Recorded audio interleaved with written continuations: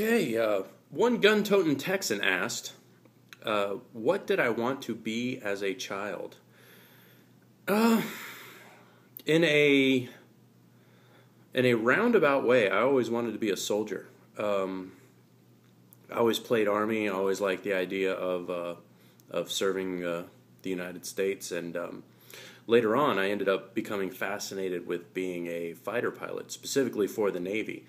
Now, when I was growing up, um, we didn't live that far from MacDill Air Force Base, and every year they have a real big air show, where a lot of times they would have the Thunderbirds come out, and it was really cool, and I was really blown away by just the grace and elegance of how these aircraft would operate and how quick they were, and just how powerful they were. It really impressed me, and I had been interested in aviation because my dad was a private pilot, so I was up in the air at a very young age, and I was always interested in it.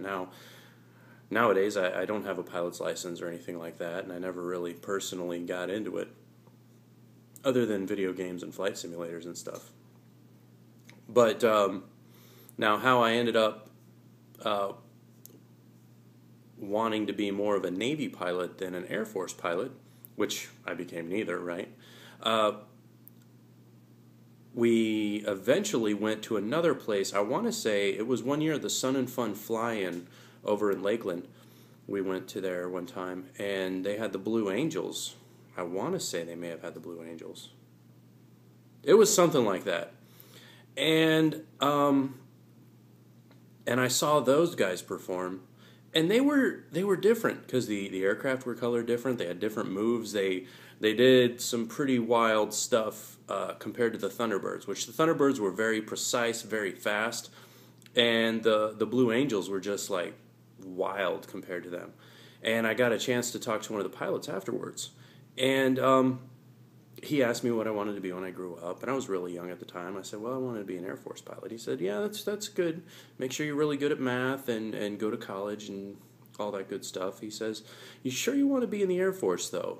Because the difference between an Air Force pilot and a Navy pilot is an Air Force pilot, he told me, he said, they are given a directive of how they are to operate the aircraft. This is how you will fly the aircraft. This is the path that you will take the aircraft, and that's that.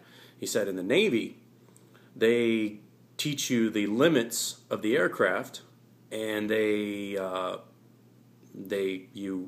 you study the envelope and everything else, and they give you the aircraft, and they give you a mission, and you do your thing. And it really struck with me. Now, whether or not that's true, I don't know. But yeah, that's what I wanted to be. And what happened was, around 8th grade or so, also around this time, I got the impression that you couldn't be taller than 6 feet tall in order to be a pilot. Now, this was back in the late 80s, early 90s, so aircraft weren't as adjustable back then.